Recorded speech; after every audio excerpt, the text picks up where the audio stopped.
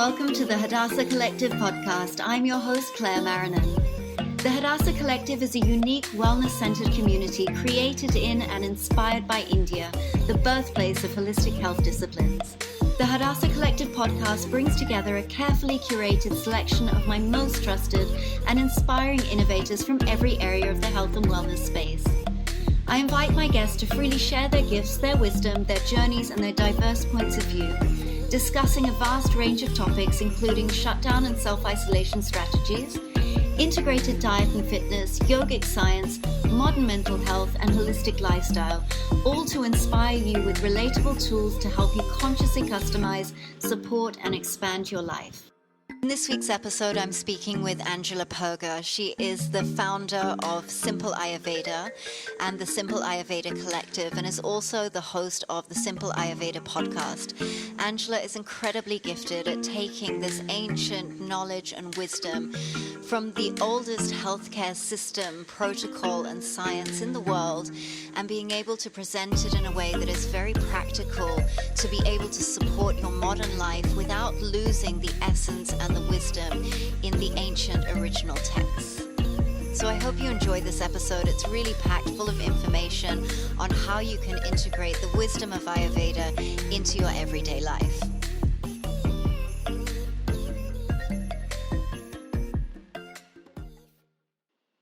Hi, Angela. Welcome to the Hadassah Collective podcast. It is fantastic to have you here. Thank you for joining me. Thank you so much for having me. Most welcome. So why don't we dive right in, and let's get started with, can you paint us a little picture about who you are, what you do, where in the world you are? Sure. My name is Angela Perger, and I teach Ayurveda and yoga. I'm on the Gulf Coast of Florida, so back in my hometown after living in the Northeast of the United States for 15 years. So it's been great to be back home. And I teach Ayurveda because it is the tool that's been so helpful for me in my own life to overcome some health challenges. Mm-hmm. And so, yeah. Fantastic.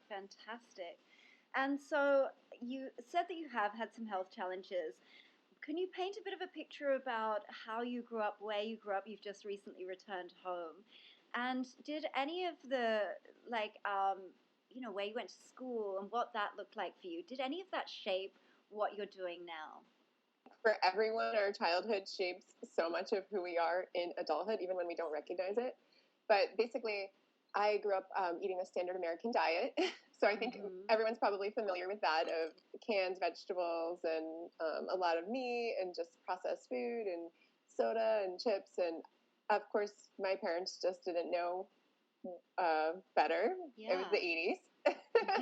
Also, I had chronic ear infections and took a lot of antibiotics and things like that. So that starts to cause deterioration in health over time. Yeah. Meanwhile, my dad was in the Air Force, so we traveled around. I lived in Montana and I lived in England for chunks of time in my childhood, and then back to Florida where I was born. Mm-hmm. So I've always had a lot of that Vata wind influence in my life. So it's fun, like, diving in when we look at ourselves, because sometimes it's hard to separate what is our desire for movement and then like what was just naturally presented to us. And I definitely have a lot of movement and change that shows up in my Ayurvedic constitution as well as in my birth chart.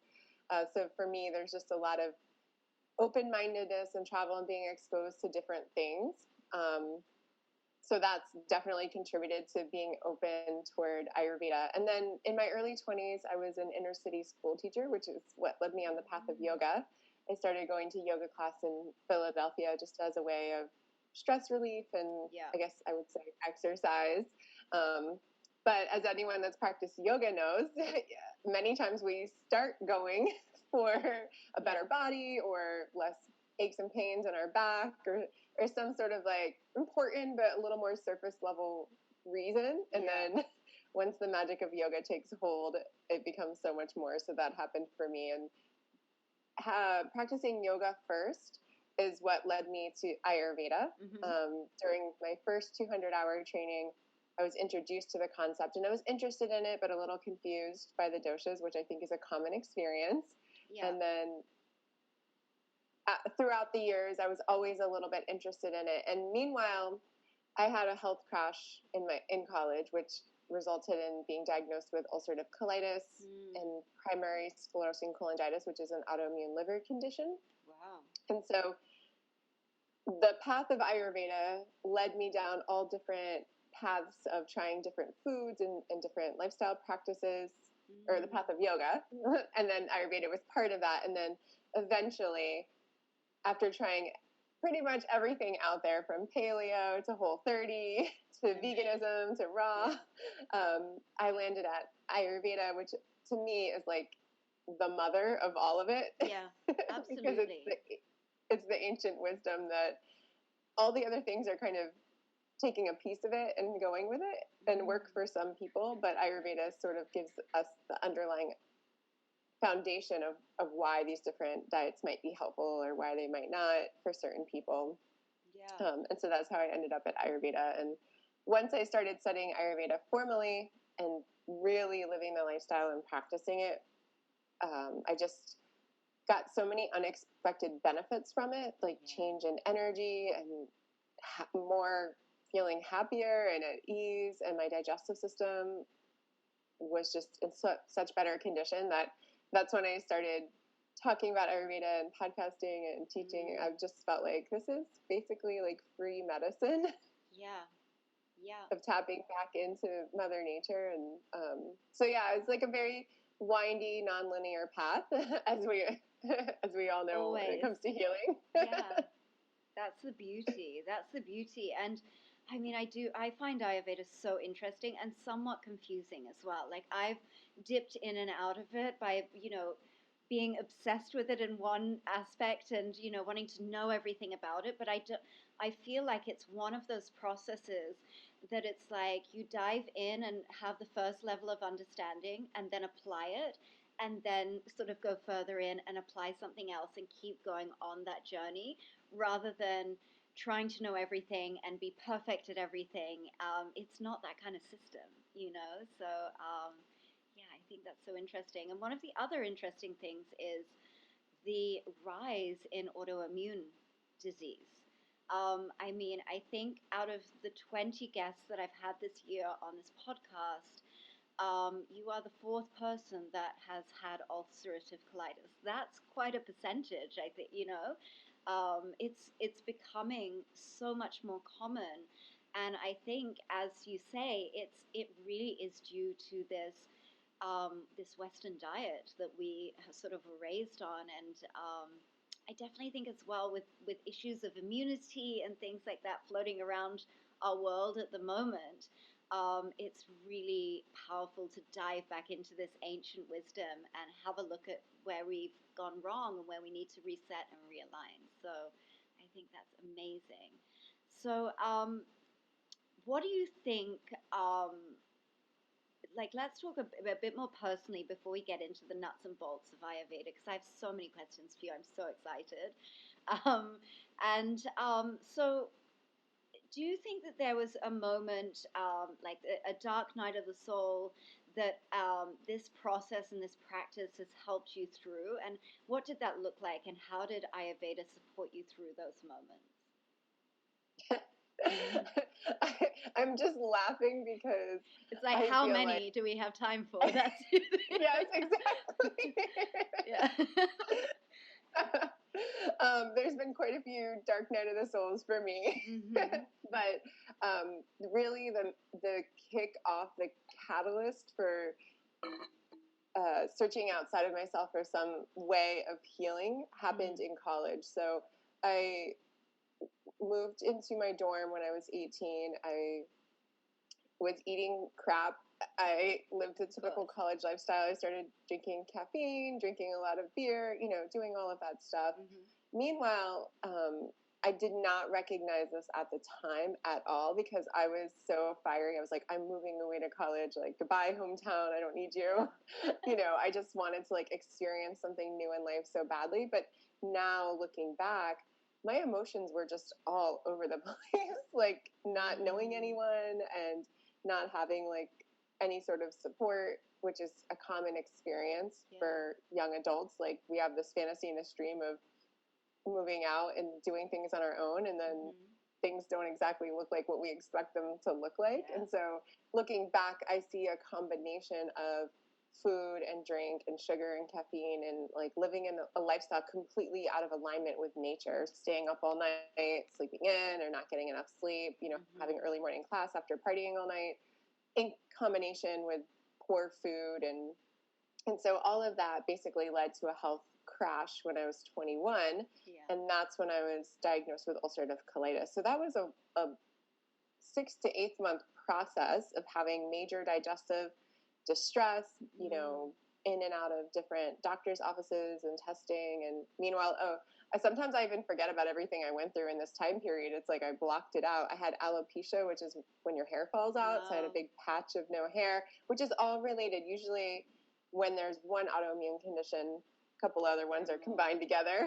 It's basically the body's malfunctioning.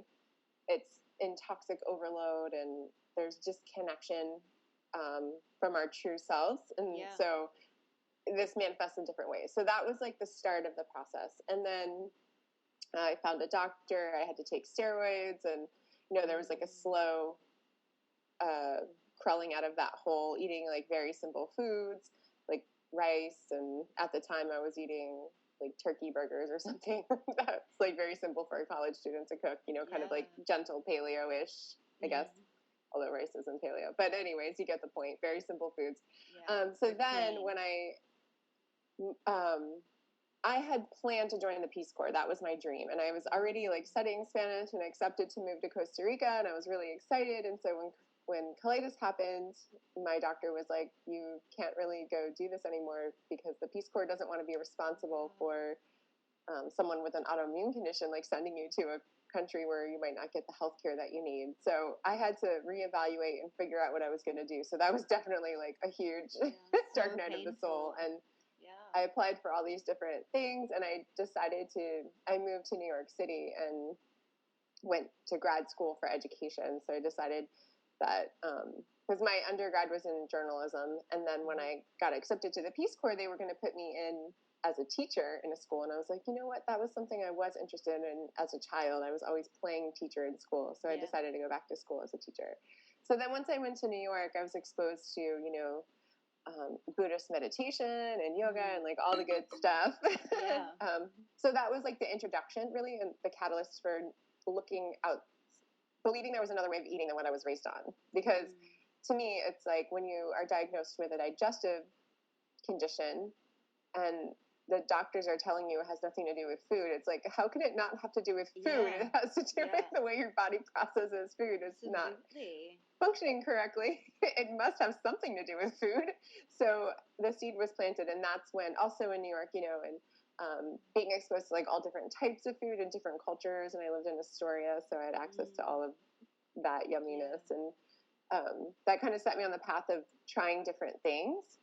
And then I lived in New York for 2 years, and after that I moved to Philadelphia and got a job as a teacher, and that's when I started regularly going to yoga, and that opened me up to vegetarianism and farmers markets and eating locally and all of that stuff. So it was like a long, windy journey with food for me. And then we can just fast forward to after my son was born, when I really started diving into Ayurveda.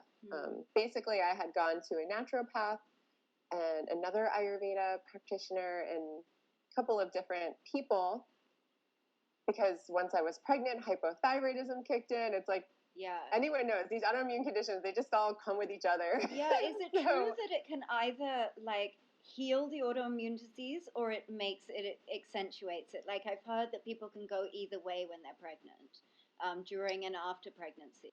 Yes, it's possible, because sometimes if you are eating like a lot of junk food or drinking alcohol or using like recreational drugs, and then you get pregnant and you stop doing that, your system can be less aggravated. So sometimes people are healthier during pregnancy because it's like, we don't care enough about ourselves to be disciplined with our food and lifestyle, but we care so much about our unborn baby that we'll do anything for it. And therefore we have to create the optimal conditions for that baby. Interesting. Which, of course, help us to feel better. So yes, that's absolutely possible. I was thinking, I was like, it's this divine feminine womb magic that suddenly heals everything, you know. So I know that a friend of mine who had really bad ulcerative colitis, a similar, very similar journey to you actually, just, you know, was diagnosed Western medicine, again, told her nothing to do with diet, you just need to take all of these drugs and live with it. And then she started playing with different foods, and she now has also healed herself through diet and lifestyle changes. But when she just gets very minimal bouts now, but when she was pregnant, she was like, I just hope that the rumors are true and this completely heals my ulcerative colitis. But it didn't. But it changed the way that she managed it. You're right, because you're thinking about somebody else, and so your body needs to be in optimal condition to, once the baby's born as well, to be able to look after that baby. So I think it's just people pay more attention to it. You're right.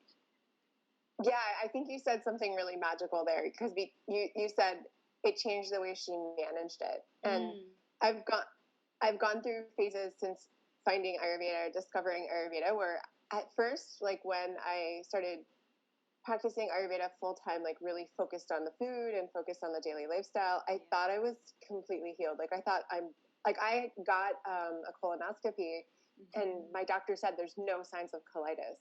And I was like celebrating, and I'm like, oh, I don't have it anymore. Like, I just really believe that. Like, I don't have it anymore. And then 8 months later, my mom was in the hospital, and I was stressed, and I was eating like junk food because I didn't take the time to prepare my own food. And I got a flare up, and I'm like, oh, wait, now it didn't go away forever. And so I think it's also really important for anyone listening that does have a chronic illness or an autoimmune condition that's pretty challenging, that there's an ebb and a flow. And what you said there was so beautiful about the way that we managed it, because that's the same for me. My relationship with it is totally different, because now I can notice if something is slightly off, and hopefully nip it in the bud, or take a nap, or eat something soothing. You know, like I can make choices so that it doesn't escalate. And that's a huge gift from Ayurveda that I feel like in a lot of other systems or protocols, but there's not as much emphasis on listen to your own body. And these are some of the things to look for. Yeah. And this is like, for example, you know, Ayurveda teaches that gas or excessive burping, or something that we would just kind of consider normal in our culture, that's a sign that things aren't right. And so it's like, if you notice like, okay, I've had a lot of gas today, or loose elimination, like looking at what's going on right away, rather than just like living with it for 3 months, and then all of a sudden it like turns into some big thing. Yeah, absolutely. And I think stress plays a big factor as well. And it's interesting how you said when you moved to New York, you started exploring farmers markets and organic food and things like that. I feel like these things, these diseases that used to be less common, like when I was at school, you know, you heard of someone who knew someone who had an autoimmune disease, or even breast cancer, or these diseases that now are so common. And I really think that this is contamination. This is a totally different topic, but it's contamination of the food supply, and you know, a lot of that going on. So it's really interesting prioritizing like healthy, real, organic food, instead of this kind of plastic food-like product that we are kind of obsessed with. But I think something that you touched on there as well, with in terms of Ayurveda, one of the things that I find interesting about it is that when I first discovered Ayurveda, again through yoga, and I was like, okay, this is cool how they mix together, and you know, very interesting. But I came at it with this very Western mindset of, you know, and again, I've done every diet on the planet since I was like 13 years old, and I came at it with this Western diet mindset, and it was like, okay, so give me the food list, give me the things I can eat, give me the things I can't, you know, and those kind of things, where Ayurveda is not like that. And it is, the beauty of Ayurveda is in the balancing and the nuances of Ayurveda. And I think that that's the kind of switch that we need to make in our minds as well, that this is an ancient practice, an ancient science that is not a 10-point how to, Pinterest post. Like, right? It's like, yes, there's so much good stuff in what you just said. That's exactly right. I was like that too, as in, I think almost all of us are, especially if we have a lot of pitta in us. Like, just tell me what to eat. Like, that's, I feel like, how I ended up at Ayurveda. Like, I tried this diet and this one aggravated this. Like, I tried veganism and like a lot of raw kale smoothies, and that aggravated my colon. And then I tried paleo, and that was a lot of meat, and that aggravated my liver. And I'm like, okay, well, just someone tell me what to eat. Like, I'll just eat whatever. But Ayurveda, it puts the responsibility back on us as the individual to start to listen to our own bodies and, eat something and see how you feel 2 hours later. Do you feel heavy? Do you feel light? Did it digest well? So a teacher or a guide helps you understand what questions to ask, but they're not giving you the answer. So there's a lot more self-accountability and self-work. But the beauty is you have so much more freedom because you're not relying on that book or that food list or that other person to constantly tell you what to do. Yeah, absolutely. And for me, in normal years, I travel a lot as well. So it's like, I'm not necessarily in the same place at the same time. I could be I could be flying for work and be in the middle of some village in India, and I have to adapt to what is, what there is to eat in that environment. We don't always have access to a supermarket like Erewhon or something like this at all times. And so it is being able to be intuitive with your eating as well, and be able to know how to do that. And Ayurveda is such a beautiful guide for that. And I just listened to your workshop that you did with the Conscious School of Leadership, the Align and Flow membership, the Ayurveda for Entrepreneurs. And so I have a couple of questions. I think the way that you present things is so beautiful and so insightful. And I want to know a little bit about your journey of how you got to that space for other people who are tuning into their giftings and starting to lean into that space as well. What have you had to overcome in yourself to get to that space where you can present these things in such a beautiful way? There's been a lot of dark night of the soul around that as well, around Dharma, for sure, for me. Growing up, my dream was to be an activist of some sort, like to join the Peace Corps. To really be a voice for people or animals or the environment. I wasn't sure exactly what that was going to look like. So in college, my major was journalism. So I've always loved, I call it like scrapbooking, basically, not actual scrapbooks, but I took photography class in high school. Remember like the dark room, like actually printing out the photos and playing with that. And I was editor of my yearbook staff. So I've always liked arranging things, I guess you could say. And also I have to admit, being in charge. It's good to know these things about yourself though, right? It's helpful that way when you create the leadership life that energy. you want to live. Yeah, exactly, that it's in alignment. So then when I graduated with a degree in journalism and applied for a bunch of jobs and couldn't even get a free internship anywhere, that was a dark night of the soul moment. And I realized, because I was born in Florida, I went to high school in Florida, I went to college in Florida because that was the most affordable economic choice. And then I wanted to go back to school to be a teacher. Like I said, that kind of ignited that passion that I always had within me of, as a teenager, I volunteered reading to little kids and things like that. I was always involved in the school in some way. So I looked up every college that was located in a city where you wouldn't need a car. So I looked up like UCLA and Chicago and New York. I was like, I just want to move to like a big city and live in the city and not have a car. And I came across the City University of New York, and I scrolled down the list of all their locations. I saw Park Avenue, and they had an education program. And I called the school and I'm like, this is my GPA. Do you think I'll get in? And the lady was like, unofficially, yes. I'm like, okay, that's it. That's where I'm going. So I ended up moving to New York and living in Astoria and doing student teaching and all of that in Harlem. And after that, I met a guy, of course. So that's how I ended up moving to Philly, 2 hours south of New York. And I was an inner city school teacher there. And finally, my now husband has a business in South Jersey, which is like an hour from Philadelphia. So I migrated from Philly to New Jersey and had my son. I was a substitute teacher. It's very difficult to get a teaching job in the suburbs of New Jersey. So I was just a substitute teacher for a little while. You know, it's like every experience gives you something, and being a substitute throws you into a room of kids of various ages without much of a plan, and you just kind of have to adapt and make friends with them or create the boundaries. It just like really pushes you to claim your space and hold things together. So there's definitely a lot from that job as well. And I started teaching kids yoga and prenatal yoga at a power yoga studio, and I was kind of afraid to teach like a real yoga class because I had always taught.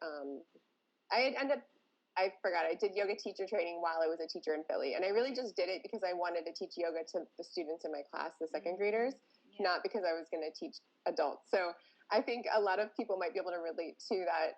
You just start taking classes or following things that you're interested in without really knowing where it's going to take you. So for me, taking yoga teacher training, I remember I asked one of the teachers, can I do this even if I'm not going to teach adults? She's like, of course, you can just learn for yourself. I did it for my own process. That's absolutely what I did. Yeah, so it's like I was just, and then I just ended up like falling in love with yoga and taking a ton of trainings on sequencing, on yin yoga, on kids yoga, like whatever was available. I just signed up for it, and I was teaching at a campground in just a little wellness space. And then when I got the job in the yoga studio, I taught kids yoga and prenatal and mommy and me and like all of the side kind of classes where you don't have a lot of students and it's easygoing. Yeah. And finally, I did the power yoga teacher training. I just did that to make friends, honestly, because I had moved to New Jersey and I was a new mom and I didn't have any friends. Yeah. And I'm like, I know if I take a YTT, I'll make friends here. So I did that, and which was fun. And then I started teaching yin at the studio. So everyone was teaching athletic style. And I said, well, can I try to offer this class? And the owner was like, sure. So the first class, 30 people came, which was a little scary, but wow. It was just like, wow, there's a need for this in this community of someone doing something a little different. So I worked there for 5 years, and that's where I ended up starting to teach teacher trainings because I was the only yin teacher. So when I would travel to Florida to visit my family or go on trips, I would need a substitute for my class. Oh, and yes. I would write out a class plan, and I would write out a sequence. I would even write, I'm so pizza sometimes, I would write out like a book, like read this passage from this book, or here's a quote if you don't have one of your own. So then I was like, I need to train some teachers so they can sub for me. And I ended up like creating a whole chill team, we called it. So I like trained a bunch of teachers in prenatal yoga and yin yoga so that they could teach classes there too. And then we ended up having those classes every day as well as power yoga. So for me, and then basically for Ayurveda, like I said, I had seen a couple different people, and then I was in such a state where my health was like all over the place that the last person I saw was like, I think you should go and see one of my teachers. And I just was like, you know what? I'm not seeing anybody else. I'm going to have to just study for myself because I don't think anyone else has the answer. So I signed up for Ayurveda health practitioner program with only the purpose to get to my own root cause of disease and to figure it out for myself. And then once I figured, I mean, I'm not going to say I figured it out for myself, like it's a lifelong process, but once I understood the foundations and like how so many common things that we do in modern society really just go against nature and we're like doing so many things against wellness that are common sense, but we're just not living in a society that teaches us common sense. We're just so conditioned to it. We're so conditioned to be separate from creation, that we are part of creation. And I feel like there's two timelines at the moment in our society as well. That is like, there are people that are recognizing this and that are like the way to optimal health is to tune back into that and look at the rhythms of life and see how we can be in harmony with nature and learn from nature and be part of nature. And then there's a completely different timeline that is like sterile, separate, everything, at war with. And I think it's going to be interesting to see how this plays out in the next few years, really. Oh, I just got goosebumps when you said that, because this whole idea of being at war with your own body or being at war with the disease, and it's like the disease is part of us. Yeah. Or the imbalance is part of us. So like waging a war against it is just waging a war against ourselves rather than, I mean, for me also falling in love with yin yoga, which is a meditative style, and just the acceptance piece has been really important and powerful, and for handling the emotional side of like, this isn't going away. It's just a part of who you are. So you're probably, like, for me, I'm one of those people that has a sensitive system. I'm always going to have to pay attention to it. Yeah, absolutely. And it's actually a blessing in disguise, because I see so many parallels between how you're speaking and how, this exploration of emotions as well. Like, is that previously we've kind of been at war with our emotions, suppress them, deny them, battle against them. Whereas this awareness that like our emotions are there to sort of indicate when something's out of whack, or something is amazing, and to pay attention with that. The same with disease in our body. Is like it's not something that is happening to us. It's something that is happening within our bodies to show us, I need something more. I need you to make different choices and help me, And so I'm just in awe of how intricately we are designed. Like it's really quite amazing how all of these systems work together as well. Yes, for example, this autoimmune liver condition that I have, it is what Western science explains is that there's hardening that happens of the bile ducts. So it's very rare. There's like nothing to Google. If you Google, you're going to die. That's what it says, basically. Like when I was 21, they told me I would need a liver transplant within 10 years. Yeah.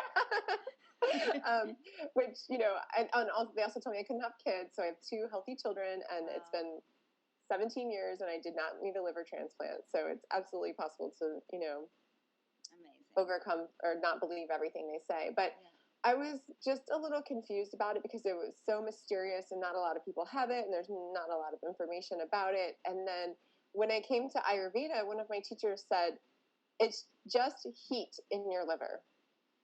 Wow. And to me, like that, simplifying it down. And of course, you could look at it from the Western perspective of all these functioning systems. And even from Ayurveda, you could take it further and look at, the dhatus, like the organs of the body and all of this. Yes, you can definitely pull it apart and analyze it and look at all these different things. But to just state it so simply that at the end of the day, there's heat in there. Yeah. Made it for me like, oh, so wow, simple. There's something I can work with here. Like, okay, I'm overheating my system. I need to do things that are a little cooling, or maybe stop practicing yoga in a 90-degree room every day. So it just like, when we can just pull down to the simple, it makes like, oh, there's something I can do about this when everyone else said there's nothing you can do. You just have to live with it. Yeah, that's so amazing. And I think that that's also a really important point is being really intuitive and aware of who we allow to speak into our lives. Because when we give someone like a doctor a position of authority, and there are amazing doctors out there, like no denial that the Western medical system has served us in some way, in terms of emergency care and, things like this. But sometimes we give so much authority to a doctor, and we allow them to speak into our lives, and we align to their truth, when there are other avenues that we can explore and that may serve us better, So I think that that's also an important lesson in that space too. And that simple way of her just saying there's heat there allowed you to shift so many different things in your lifestyle and see how that worked for you. And that's amazing, the outcome. Yeah. And just for anyone listening too, like I still see my doctors, but I just have less emotion and less attachment to what they tell me. Yeah. I go in there like, okay, I'll just take your information. Like, yes, I'll get a blood test. Let me know what it says. But then from there, I'll probably go check in with an Ayurvedic practitioner for suggestions on how to handle it.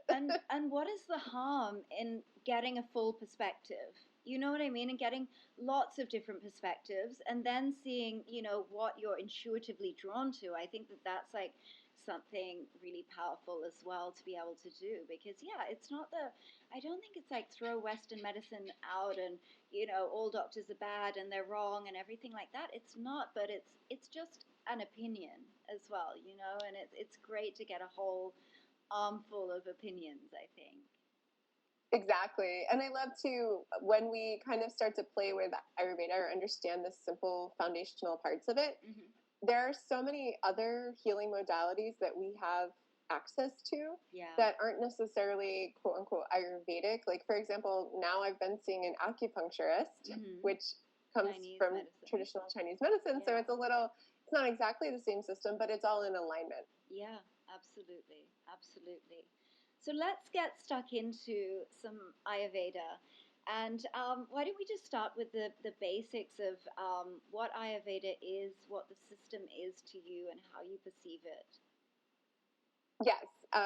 Well, it is the world's longest continually practiced wellness system. So the word Ayurveda means the knowledge or science or wisdom of life.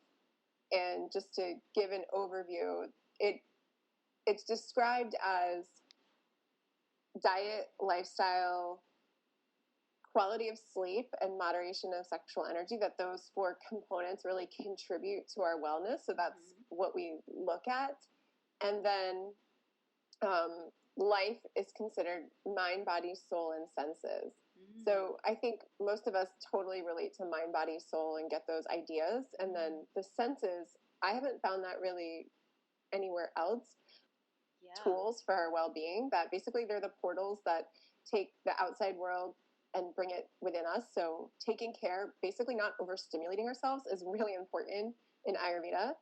And that's like listening, like if the lights are too bright or the music's too loud, like things like that, if the food's too spicy or just too many flavors, not continually overdoing it, because it kind of like makes us less aware of what's going on when we're overdoing it. It's like the senses shut down a little and stop giving us information. So that's been a huge helpful piece of it, which is just exactly in line with mindful eating, which is another huge piece of Ayurveda.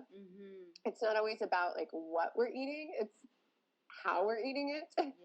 So whether we're eating it in calm conditions or, you know, like driving and eating versus actually sitting down and eating and things like that. And that's not to say that I never drive and eat, but I think when we're looking at diving into more of an Ayurvedic lifestyle, I kind of like to look at an 80-20 rule for myself, or a ratio of like 80% trying to do things more in alignment, and then 20% like giving myself the grace of life. Yeah, absolutely. Got a schedule and 2 kids, and you have to be realistic. And I also think this is something in the wellness industry, especially in yoga. I think that this is something that we need to throw out. You know, we've developed this almost puritanical, version of yoga, and I think it's actually created more shame and more shadow and hiding, and more of a front that people put on, because no one is perfect and no one lives this perfect life. Whereas we see, I have friends even that are yoga teachers, and I've been at a party with one of them once, and she said to me, "Can you just hold my wine for a second? Because one of my clients is over there." And so it's this. I think that is the mentality and people do expect like a yoga teacher to be perfect, an Ayurvedic instructor to have this 100% perfect diet and lifestyle plan, and it's unrealistic. I think that we need to sort of live in this gray space, really. Yes, and I think that in a way, there's a little bit of confusion about the role of the yoga teacher or the Ayurveda teacher. It's like, The Ayurvedic and yogic texts, they actually separate that yoga is about spiritual liberation, moksha, and Ayurveda is for physical and mental wellness. So what about yoga asana, the poses? That's actually more of a practice of Ayurveda because we're doing it for, relief of physical pain or just to help our bodies function well, to release stress. That's all kind of more in the realm of Ayurveda than like spiritual liberation. And so I always say that the 10 minutes of savasana at the end of the yoga class that's not just a nice like little mini nap. That is the purpose of the class, is to find that stillness.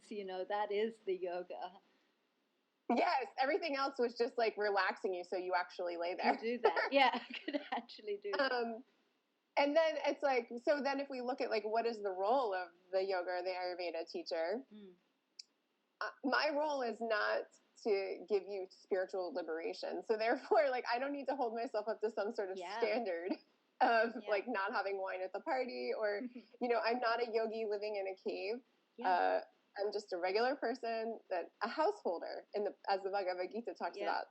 I'm a householder. So therefore, it's like anyone that is sharing yoga or Ayurveda, we're just householders. We don't have to hide who we are, and it doesn't mean that what we're sharing. It's like, you had that question about Dharma and like how I'm sharing Ayurveda. Well, I'm sharing it in a way that these are the tools that have worked for me. Yeah. And if I try to polish it and make myself look perfect, or that I don't make mistakes, or that I'm doing it all perfectly, that's not really sharing the tool. Yeah. Because, it's not relatable. Yeah. You can read something from a website or a book if you just want like the sterile version, but by sharing, that like, sometimes I do eat in my car. Yeah. Right. And it's like, when it comes to yoga, like I practice yoga every day, but I also took away my expectation of what sometimes that means. Like the kids are watching a cartoon and I'm on my yoga mat and there's cartoons in the background. It's not like there's no candles and like soothing music or, sometimes it's like, or sometimes it's like me in my pajamas next to my bed. Like I just roll out of bed and do some yoga on the floor. It's not a perfect hour-long sequence or... But I think that's what's real, and I think that is where we're moving into. I think that is the teachers that are the most powerful, the most impactful are those teachers that are like, this is how it is, and I think we're moving into a space as well of, in these practices of like yoga, Ayurveda, these ancient practices, it's not about like aspiring to go and live in a cave. It's about taking these tools that we glean from these and taking the goodness that we hold in ourselves from these practices and bringing that into the real world. And, that's how we bring light into the real world as well. It's no longer that separation from the real world or that desire to separate to find enlightenment. It's like bringing those moments of enlightenment into the world. And I think that that's so powerful for these times that we're in. Yeah, and I also think like a big part of Ayurveda is this connection with the divine on whatever divine is to you. So Ayurveda is not a religion, just like yoga is not, but it is written in the Ayurvedic text that we are a part of nature. We are a part of something more powerful. So there's a recognition of that. Yeah. And when we, as yoga teachers or Ayurveda teachers, or we're sharing anything that you're passionate about, it doesn't even have to be yoga or Ayurveda, like recognizing that this talent or this gift or this knowledge isn't actually yours. It's like coming from the divine. I feel like it's kind of a hall pass that it doesn't need to be perfect, because I'm not sharing like, I'm Angela, the Ayurveda teacher, and I have all the answers. I'm just sharing like this divine download that's helped me. And the way I present it might be messy and, not exactly perfect. And I might mess up some of the details or something, but it's not like mine that I own. Yeah. It is, Ayurveda is its own divine thing. And I don't have to get it perfectly right, because I'm just sharing with you like my perspective of it. Yeah. And then you take what you want from it and use it in the way that you want to use it. Amazing. Amazing. So let's talk about the doshas. Can you explain each of the dosha types to us? Yes. So Ayurveda is founded on the 5 elements. We are a part of nature. The word prakriti describes our individual unique constitution. That's also the same exact word that's used to describe nature. So that's so beautiful in the language there. Yeah. And there are 5 elements: earth, water, fire, air or wind, and ether. Ether is like empty space. So those 5 elements form the 3 doshas. So the 3 doshas are vata, pitta, and kapha. Vata dosha is that empty space, ether and wind combined. Pitta is fire with a little bit of water. Kapha is earth with some water. Okay. So these 3 doshas show up in so many different ways. There's not something that you actually see. They're more like forces of energy. And in Ayurveda, it's taught that we have a unique combination of the 3 doshas. So each person is born with, for example, like a little bit more pitta, a little less kapha, minimal vata, or, like we each have our own ratio. And then we have what's going on in our life now where one of them could be out of balance, and that might not be the one we were born with. So, for example, someone could be more of a kapha type person. So that would mean they have earth and water in more proportion than the other 2. So what that would look like is a body that kind of holds on to nutrients, like very stable and secure. So maybe thicker bone structure. Doesn't necessarily mean overweight. It'd just be the bone structure. So thicker hair, fuller lips, rounder eyes. Those are some of the features that might show up in someone with a lot of kapha. And so they could be in balance with who they are, which means they'll probably have a little more kapha type personality. Or they could be going through like a very fiery time of life, and pitta could be out of balance, which would mean like they would focus on that even though technically they're a kapha person. Okay, interesting. And so can your doshas change, or are you sort of born with this predisposition, or can it change throughout your life? Because I had a funny experience. I've always, any kind of dosha quiz that I've ever taken, and even my Ayurvedic doctor that I went to see in India a couple of years ago, I've always been vata kapha. And recently, just here in Wahin, I've been to see this amazing Ayurvedic doctor, who was actually Mother Teresa's physician for like 15 years. And he's incredible. And so as soon as I met him, I was like, take my pulse, tell me, what is going on in my body. And he said, I don't even need to look at your pulse. You are not vata kapha. You are vata pitta. And I was like, that's really interesting. So I wonder was I always that, or have I, changed, and have I balanced some things out and I'm expressing that more, or that's what I need in my life more, or how does that work? My understanding is that you are definitely born with a certain constitution. So I would think in your situation that you are actually, if you feel connected to that second doctor, Mother Teresa's doctor, that person's probably accurate. So when it comes, this is the thing about Ayurveda. So it really depends on like how you're looking at the system as a whole. If you're looking at it for a way to heal like physical and mental imbalance, it's less important what your constitution is, what you were born with, and it's more important to look at what's happening now. So for example, if you're having anxiety or depression or, acid reflux or arthritis or whatever, then an Ayurvedic practitioner or doctor is going to look at, well, what's happening right now to cause that imbalance? And therefore your food and your herbs and things are going to be geared toward that imbalance. And it really doesn't matter so much in that case what you were born with. So when it comes to figuring out what you were born with, the thing is, we are complicated human beings, which is why,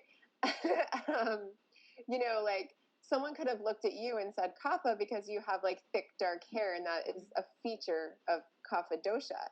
However, we all have all 3. So who's to say like where, let's say, I don't believe, it's not like we're not percentages, but if I was just going to like use it for us to kind of break down and understand, like, let's say you were 50% pitta, 30% vata, and 20% kapha. But like maybe that 20% kapha shows up in your hair, which is the first thing we see when we look at you, like your face. Yeah. So therefore someone could say like, wow, you have so much kapha. And it's like, well, actually, if you look at the rest of my body and the bone structure, it's not kapha, but this feature that is dominant or prominent is, so that's where, well, that's what he said to me, actually. That was interesting because he was like, the way you speak, the way you move your hands, he was like, this is all pitta. I can tell by the way you talk, this is all pitta. And I was like, this is so interesting because I wonder how this plays out. Because maybe a couple of years ago in my life, I was, going through different things and maybe I needed that grounding, like that kapha grounding. And so that's what I was like maybe even manifesting, and now I'm kind of like go, go, go, or I'm, creating new things and I'm, in that space more. I don't know. Is that how it works? Yeah, there's so much to it, which is why usually when it comes to balancing how we feel, we can just pay attention to what's going on right now in our life. Yeah. This is getting like so carried away. And so the doshas are forces of energy and they move in cycles. And my understanding of Ayurveda is, if, for example, like if you're mostly in balance, then you can just eat seasonally because what grows seasonally automatically balances the doshas when you're eating like more local or seasonally. And the kapha stage of life is birth until like puberty. And then the middle stage of life is puberty through menopause or andropause, which is the pitta phase of life. And then later on in life is vata stage. So if you're moving further into your pitta stage and your career is taking off and you're putting more fire and passion into projects, or for anyone else who's listening, you're building a family or you're taking care of kids or you're taking care of your parents or, relatives or something, like you're taking on the role of the organizer, and you need that fire and that passion to get things done, especially in this phase of life, like this middle phase of life. And when it comes to the pulse, so I'm not an expert on taking pulse, but there are layers to the pulse. So there's the superficial layer, which is telling us what's kind of out of balance right now. Yeah. And then there's a deeper layer, which is supposed to be telling us our prakriti, our constitution. And so I've had similar experience where I've had my pulse taken by a couple of different practitioners and a doctor, and they basically all but one told me vata. But if you look at my body type and my bone structure, I'm pitta. I have a square jaw. I have a more muscular body type. So, and my mind is definitely pitta, just in the way that I love knowledge and learning and the whole teacher thing, and even journalism and activism and like all of these themes that are really prominent in my life are very pitta. So the vata is secondary, but yet that's the pulse that shows up. Yeah. So that's very interesting because I never kind of like resonated with the kapha kind of diagnosis. Like vata, yes, totally. Like maybe even not in my physiology, but definitely in my personality. I'm very vata. I'm, off in the clouds. Like I'm much happier in the moon and the stars than on planet Earth. And, the practicalities of life are just like not my scene at all, but then there is that, I wouldn't say that. So when it came to this kind of grounding element, I was like, really, I'm like not particularly grounded, I wouldn't say. And and then when he said pitta, I was like, okay, actually that does really resonate with me. So that kind of takes me to my next question, which would be, okay, so you've identified these elements of yourself, and so I would say, like right now, vata comes very naturally to me, this kind of creative, maybe airy side. And but I feel like to get things done, I need to have that element of pitta. And so, how would I observe this in my day-to-day life? Is that do I want to lean more into pitta, or do I need to balance that out a little bit and bring elements of kapha into my life? How do we look at that? This is such a good question, and I want to say that Ayurveda looks at us as unique individuals, but there's another part that's really important for all of us, and that is that there's a natural rhythm to the day.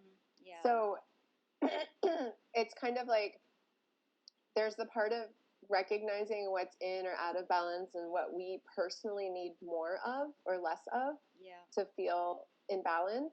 But the other part is recognizing that there's already a rhythm. So Ayurveda teaches that ideally we'd rise with the sun, and they throw out the time of 6 a.m., like that we're all up at 6 a.m. Okay. No judgment if you're not. I've gone through phases of sticking with it and phases of not so much. Yeah. I have small kids, so I'm always up by 7. But and then the pitta time of night starts at 10 p.m. So Ayurveda would suggest that we all go to bed at 10 p.m. And that lunch would be between like close to noon, because that's when the digestive fire has the power of the sun. So Ayurveda suggests that we eat a lighter breakfast to break the fast in the morning. We eat a lighter dinner so that we're not sitting with heavy food overnight, and that we have a more substantial meal midday. So these are kind of general. There's always wiggle room. There's always the exception, you know, if you have some sort of condition where you need to eat more, eat less, or whatever. But it's a basic foundation for piecing together what the day looks like. So for everyone, it's recommended that we have some sort of daily rhythm. It doesn't mean that you have to do the same thing every day, but I personally try to keep going to bed, waking up in meal times in a particular, you know, like in a rhythm. So I eat breakfast between 7 and 8. I eat lunch between 11 and 1, and dinner between 5 and 7, and then I try to go to bed by 10. It doesn't always happen, but there's that rhythm that's the container for Vata dosha. So Vata is the one that goes out of balance easiest for everyone, regardless of what your constitution is. So for everybody, having a daily rhythm of some sort is going to help Vata to stay in balance. And now to layer that in with your unique constitution, to start with creating some sort of daily rhythm. And then from there, noticing, because sometimes that's all it takes, right? If the Vata is like kind of all over the place and feeling disorganized and scattered and multitasking and like energy is all over the place, sometimes just creating the bedtime and the morning routine so that you have a solid amount of sleep, because Vata definitely needs to be nourished. And then creating meal times that are regular will remedy a lot. And then throw in mindful eating. And if you don't have a serious health condition, like you could change your life with that. Absolutely. It's such amazing advice. And this is actually something that I always found the doshas, like as I probably expressed in this, is that I always found it a little confusing. And I'm like, oh, do I eat this? Do I not eat this? You know, that kind of thing. But the Ayurvedic clock really resonated with me. And the eating times as well, I find really interesting, because I have always preferred to eat my main meal at lunch. Like that's when I'm most hungry, and I love that. And I could even just have like soup for dinner, and it doesn't, you know, that's kind of how I eat. And even like breakfast, I could give or take breakfast. Like it's not a thing for me, you know. So when I was like doing intermittent fasting, I was like, you know, this is great. This works for me, right? So I found, I have definitely found some freedom in that. And I think that it's a beautiful way to structure the day. I'm not quite as good on the sleep thing. Sometimes it's maybe like, does it count if I'm still awake at 6 a.m. or that's like breaking the rules? You know, how do we work that? Like, you know. Well, you need rest. Everybody needs rest. I mean, no, that's absolutely. like one of the pillars of health, right? Like diet, lifestyle, rest, and moderation of energy. So you need sleep for sure. And I think the structure as well you touched on something as well that's so Vata, that I know when I'm getting out of balance, because I'm trying to do too many things at once and nothing is really getting done. Things are still on my to-do list by the end of the day, even though I've been busy all day, you know. And when I really tune in and just go, I'm getting this thing crossed off my list, and then I'll look at the other things, that flow works so much better for me. So I totally agree with that. And now tell us about, so that's a really interesting perspective on the doshas and it gives me more understanding, and I hope other people that are listening, because sometimes when we look at these systems, like when I first heard about Ayurveda, I kind of looked at the doshas like you would look at, like, say, your star sign, or sorry, your sun sign, or your, human design type, energy type, where it's like, this is what it is, and you kind of have to adjust your life to that. Whereas it's a little bit more fluid, I feel, than these things. It's like the other way around, like looking what is actually presenting in your life and aligning from that perspective. Yeah, I mean, really, the heart of Ayurvedic living is the circadian rhythm and living seasonally. So I have one teacher that she'll go and do workshops or guest presentations. She won't even use the word Ayurveda. She'll just talk about seasonal living. And that's what Ayurveda is, right? And so creating amazing. The daily rhythm.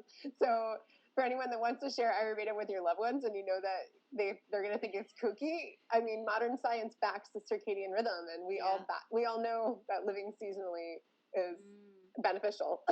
And there's something else that struck me about the Ayurvedic clock as well, which I was just like, I love this when modern science kind of backtracks and proves these ancient sort of practices and these ancient sciences, because there's a lot of research now into like blue light and bad light and aligning with sunlight, our natural sunlight, and how it's affecting our hormones so badly. So when you look at the Ayurvedic clock, it's that perfect example of that, of like when you get sunrise, you get up that first, kick of cortisol, and then in through the middle of the day to kick that, to keep that going forward. And then as the sun sets, you're coming into this beautiful orange light, which is then, getting you ready and prepared for bed. So I just love how these things play into going back to these ancient practices that were so full of wisdom that we rejected because we thought we knew better,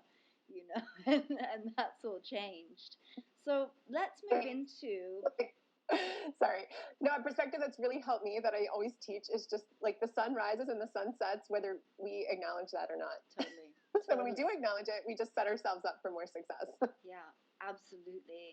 And there's so many things that we could talk about like that, like the seasons, they're changing, they're happening with or without our approval, our acknowledgement or our approval. The moon cycles, they're shifting and changing. Whereas when we do acknowledge them, we do observe them, how much it aligns our life and how much it really benefits our life, and I think that's the beauty of all of this. So let's look at some other areas of life as well, about how the doshas show up and present themselves in the space of relationships. This is such a fun topic. I have a whole masterclass on the doshas in relationships, money, and spirituality. Because fantastic. When we understand ourselves and we have an idea of the people that we're in relationships with in various ways, I just feel like this is so helpful. So basically, to look at the person's constitution, whether it's yourself or someone else, you don't have to really know everything or, pulse or anything like that. But it really goes back to those elements and what would be the priority of someone with a lot of that element. So for example, and I think this is helpful for trying to figure out yourself for your own constitution, because when you acknowledge like what's really important to you, it kind of tells how your mind works. And in Ayurveda, your dosha, your constitution, is your mind body. So what's happening in your mind is also happening in your body. So basically, kapha dosha is earth element with some water. So if we think about what earth is, it's stable, it holds things together, and water is cohesive. So someone that has that dominant in their mind is going to be a little more, they're going to care about the past. So I have some kapha people in my life, and they're really interested in history. They want to preserve old buildings. They see the beauty in that, when it's out of balance, kapha types tend more toward depression, which is really looking into the past. How come life isn't the way it is now, how it was in the past, right? So if someone has a strong tendency toward wishing things were the same, that could be kapha. Now, nothing is definite because there's always different ways the mind works. But these are just like overall things to sort of piece together. Yeah. The text described Kapha as making wonderful wives because a Kapha person with Earth is like content. Yeah. So the Kapha person in the room is like the one that's like, when they're in balance, they're just chilling out. They're happy. They're willing to listen to your problems. Oprah is a Kapha. She's like my favorite queen Kapha. Like you just want a hug from her. And Kaphas absorb people's emotions easily. So like I have a Kapha friend. She's like, everyone just always like, she'll meet strangers and strangers will tell their problems to the Kapha friend. My mother is like this. My mom could be in a grocery store and she'll be, and I'll be like, how did you find that information out? They just told me, like that is exactly how she is. That's like so there's funny. just this like aura about a Kapha, like so this kind of like, these are things that you might notice in a Kapha. So when they're in balance and vibrant and like their best self, then they're very stable, they're very loving, they're content. The type of job a Kapha might make like a great massage therapist or a nurse or definitely a great counselor, like good listener and like not trying to change or fix everything because they're more stable. So then a Pitta type personality has mostly fire. So Pitta's like, they want to get things done. They want to be the boss. They want to be in charge. They don't have a problem promoting themselves, making themselves a leader. Like they get stuff done in this world. And so, of course, when that's out of balance, they get too bossy, they get judgmental, they get irritated with other people that don't cooperate with their plan. And then a Vata type person, the space element has no end to it. There's like endless possibilities, and that air element can take you there. So the Vata person can figure out things that other people can't figure out. So they know how to like program a computer or create something or just see something in a totally different way that the rest of us don't see. So Vata types might have like a lot of psychic energy. They might be like great tarot card readers and things like that, as well as like kind of people, I think. Yeah. So, and they're also the ones that like get lost in their own head. Like a Vata friend will just like disappear and you might not hear from them for days or weeks, depending on your relationship. So when it's out of balance, it just can be like way out in the clouds. And so if you think about like what is a priority for each of these people, Kapha prioritizes relationships, stability, and kind of keeping things the way they are. They're not interested so much in like changing things. Pitta prioritizes knowledge and science. Like Pittas want scientific evidence. And they're also tend to be like justice and activists and things like that. And then Vatas are creative and expansive and like take us to new places. They're visionaries. So when we kind of see those patterns in ourselves, and for me, when I was confused about what my dosha was, my prominent one, as soon as I realized the Pitta mental aspect, I'm like, oh yeah, I'm a Pitta. Like I want things done a certain way. I want to be in charge. I want justice. Like I care about, so those are like my top priorities. So when we understand that about people, when we're working with someone, we can have more empathy for what's important to them. So for example, if you are in a position where you have a coworker or you're hiring someone, if you understand the person's strength and weakness, then you can set yourself up for success. So like if I'm a Pitta boss and I have a Vata employee, I know that this person is going to be very creative. And when I need some graphic design, when I need a new branding thing, when I need new ideas, like this person is the one that's going to be the visionary, and they're probably going to come up with something way more expansive than I could have thought of, or they're going to bring really cool ideas to the table. And then maybe I want to talk to my Kapha employee or my Kapha coworker, and I know that they're going to be more interested in the relationship aspect. Like, oh, well, how does this idea affect other people? Like they're going to be more interested in the human component. Yeah. And then the Pitta person is probably going to be interested, well, how, like if you have a Pitta boss and you're trying to present something to them, how much money is this going to make us? What are the drawbacks? Like they're going to want to know like the facts. And so just knowing that about people, like what's important to them. Yeah. And then in our friendships and our relationships and our family members, knowing that the Vata person might not call you back for a long time. Yeah. And so there's two approaches. You could just accept that, or you could set a reminder that you're going to call and check on them frequently because you know that they're not going to call you. Yeah. Okay. So there's like different, it's like if you have a partner, like in a relationship, then, for example, like if you have a Kapha partner, you might notice like they're less apt to want to change things. And when that's out of balance, like they might not take a new job that would actually be really expansive for them because they just don't want to change. But even though they kind of want to change. So like knowing that about the person, like you could give them a little extra push. Yeah. So depending on your relationship with them. And so now it's like, I love this example of, let's say you wanted to go to yoga class and you noticed, you don't have to necessarily know your own constitution, but you could look at what's going on in your life right now. So if you know that you're kind of all over the place, would it make sense to be going to like aerial yoga where you're hanging in the air? Yeah. Yeah. Or to go to a grounding class where the Kapha teacher is like very loving and slow paced and, diffusing lavender, or to go to a Pitta class where they're like, it's power yoga and we're like going through the poses and strong.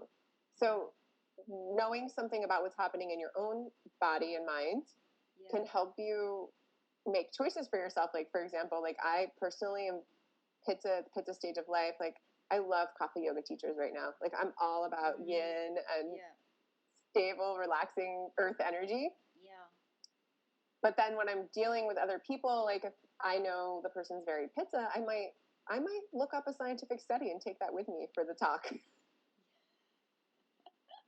Be like, look, I don't know, like if let's say I'm trying to in a consult, or if I have a client that's very Pitta, like they're going to want evidence. They want that information. And right, like I might have to like pull out the Charak Samhita and show them the passage where it says Ayurveda says do this. Like they might just not take my word for it. In fact, one of my favorite Ayurveda books, I forget which one, but he talks about like a Pitta will start to question their own therapist or their own doctor. Yeah, the things that you're describing right now are just like, absolutely. Like, are you actually qualified to help me? Because I'm not sure about your advice anymore. It's like... I mean, it makes me laugh because it comes back to the beginning of our conversation where I was like, yeah, but I did yoga teacher training because I did it for me. Like, I'm like, why do I go to everybody else's classes? I want to know for myself, So it's really funny how these things present. But I think that's really interesting from a client point of view to be able to have that understanding, because you can present things in such a different way, such a more specialized way to them. You can come to the Pitta with the information. You can come to the Vata with something very poetic and dreamy, and then the Kapha, something very grounding and stable. And I think in relationships as well, it's like, you can make the decision, how is this relationship going to work in the long term? Because I guess if you're a Pitta, and even a Vata as well, I think a Pitta really values like growth, personal growth, and moving forward and keeping things moving. And if you're in a relationship with a Kapha, that can maybe be balancing and the perfect relationship, or it can be really challenging because that person prioritizes stability and you're wanting to go and grow. And similarly with the Vata, they are going to want to be creative. They're going to want to jump on a plane tomorrow without any notice. And, you're at home going, but hang on, I'm preparing the house with the dog and the white picket fence, right? And so that's something really interesting to be aware of when you're kind of like dating and figuring things out. Yes. So one source talks about how if you want like a smoother, easier life, then perhaps you would choose someone that is the same as you. But if you want spiritual growth, then being in a relationship with someone that is the opposite pushes you to grow for that exact reason. Because like for the pitta that's in a relationship that wants things done a certain way, if they're with another pitta, like they might, you know, have a spreadsheet with their budget balance. They might have their vacation planned out to a T. You know, they use the travel guide to pick the best place, and like everything's kind of like when people are, when they're similar, it's like there's not much arguing per se because everyone has the same perspective.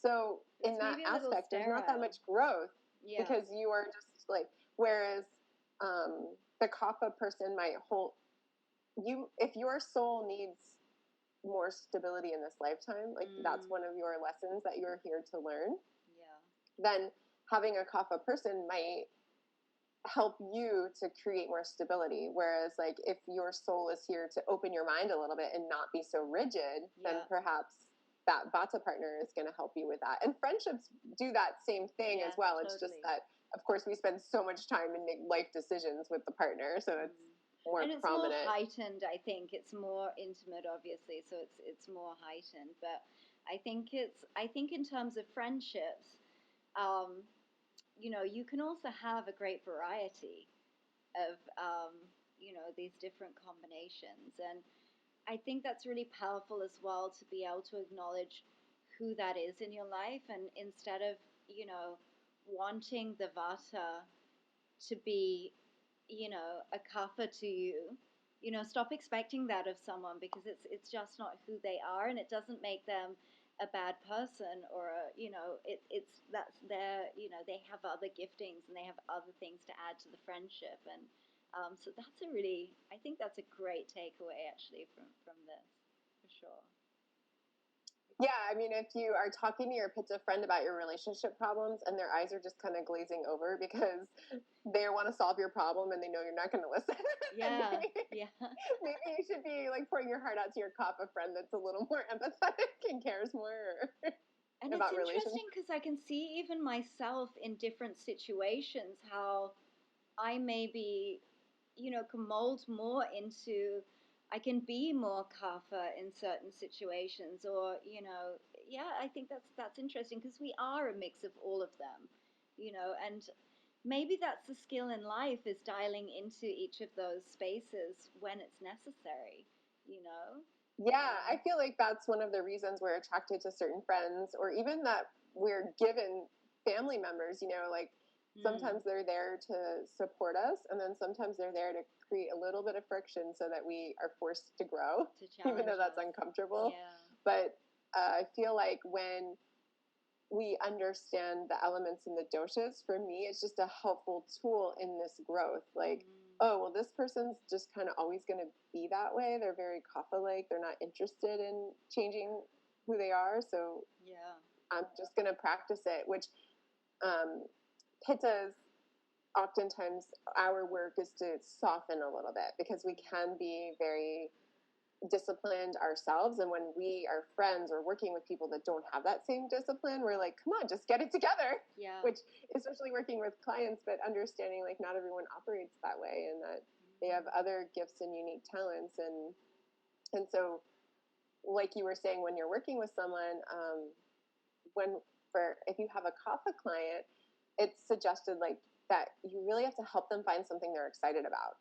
You know, if you tell a pitta client, I think that it would benefit you to go walking 5 days a week, they'll probably do it, especially if they paid for a session with you or whatever.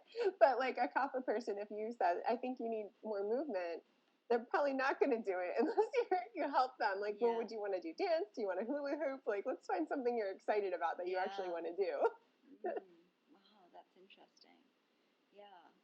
And how do these things play out in terms of our dharma? How can we, you know, utilize these elements of ourselves to really, you know, amplify, I guess, and express our soul purpose? I feel like our soul purpose is to elevate consciousness Yeah. Like each one of us has a unique way that we're gifted, that we do that. Yeah. And the first step is really working on ourselves, because we're not elevating anyone else's consciousness if we're stuck in the same place. So just that soul work of going to yoga or doing meditation or whatever type of self-growth that you feel called to work on, I think is like the place to start. And then diving into recognizing your unique gifts and talents, and understanding the doshas and the elements might be part of that journey. So recognizing that maybe you're a visionary, or maybe you're a teacher or an activist, or maybe you are supportive and great at helping people work through their emotions. So just learning more about ourselves. And of course, there are so many tools out there. So there's diving into the doshas and learning more about yourself from the Ayurvedic perspective. There's human design, which has been, it's not, connected to Ayurveda because it's a modern system, but I found it super helpful. And there's Jyotish or astrology, and just so many ways to understand yourself, because the more that you understand yourself, the more you can be really clear and authentic in what you're sharing, which is what the world needs right now. Yeah. And I also think that our spiritual practices help us step into our dharma, because, like I said, when you recognize that this is divine wisdom or knowledge that's passing through you, there's less stress about getting it right or perfect, because you're just sharing something that's more important than you, the individual. Yeah. That's an amazing perspective. I love that. You're speaking my language. I love it. Yeah, it's fabulous. And so tell us, for those of our listeners that want to dive more into Ayurveda, tell us about Simply Ayurveda and the services that you offer, what we can expect from Simply Ayurveda. I'm at simpleayurveda.com, and I have a podcast, the Simple Ayurveda podcast, where I just talk about real life Ayurveda stuff, very practical, and share all the ways I mess it up. And then through Simple Ayurveda, I have a free email newsletter, and I will send you a modern day dosha quiz, which looks at some things like the texture of your hair, or how often you call your mom, or things like that, to sort of help you figure out what your tendencies are, as well as a free video lesson that walks you through the doshas with pictures of celebrities for reference to kind of recognize body types and things like that. So that's all free. And then if you want to dive further, the Simple Ayurveda Collective is a resource where I put monthly lessons in there based on themes. So the doshas in depth was one of the themes. We have lessons on the moon and living in sync with the moon. Recently, a whole unit on Dharma. And then now we're going through Prana, Tejas, and Ojas, which are the subtle aspects of the elements. So there's just a theme every month. There's a live workshop that comes with it that's recorded. There's a group chat off of social media. So it's a really supportive, fun way, and it's very low cost. And then for yoga teachers, once I started practicing Ayurveda seriously, I realized like my yoga practice had to change. So I have continuing education courses for yoga teachers. There's one on sequencing and theming with Ayurveda, one on the chakras and the doshas, and then one on yin yoga and Ayurveda. And those are just self-paced. They count for Yoga Alliance credits if that's something that yoga teachers are interested in, and just to help you align your own personal practice and your classes with Ayurveda philosophy. Fantastic. I love it. And so tell me, before we finish up, it's been such a pleasure having this conversation. I feel like I could talk for another 2 hours with you on this. And but is there anything else that is really on your heart that I haven't asked you about? Well, honestly, I just would love to emphasize that for anyone that's exploring Ayurveda, just one step at a time, making one little tiny shift and getting comfortable with that, and to know that it's a lifelong process to sync up with nature. And to get stressed out or try to do everything right is really the antithesis of Ayurveda. So let Mother Nature support you, and just as you go into the journey of Ayurveda, take your time and really live it, and don't let it be something on your to-do list. Yeah, absolutely. And before you leave us, can you leave us with one practice that our listeners could integrate today? One Ayurvedic practice that you think can shift and they can integrate today? I will say tongue scraping. Order a tongue scraper and do that in the morning. But then also take 5 deep breaths, because as I mentioned, Vata dosha goes out of balance. And then it gets pulled into balance super easy. And so just to stop throughout your day and put one hand on your heart, one hand on your belly, and to take 5 deep breaths, regulates the prana, like pulls you back to center and helps to calm the mind and body. And if you don't think you would remember to stop and take 5 deep breaths, one of my favorite little hacks is to set your cell phone timer to go off at certain times and just label it, take 5 deep breaths as a reminder. I love it. That's so beautiful. That's such a beautiful practice. And and also again, modern science proving ancient wisdom.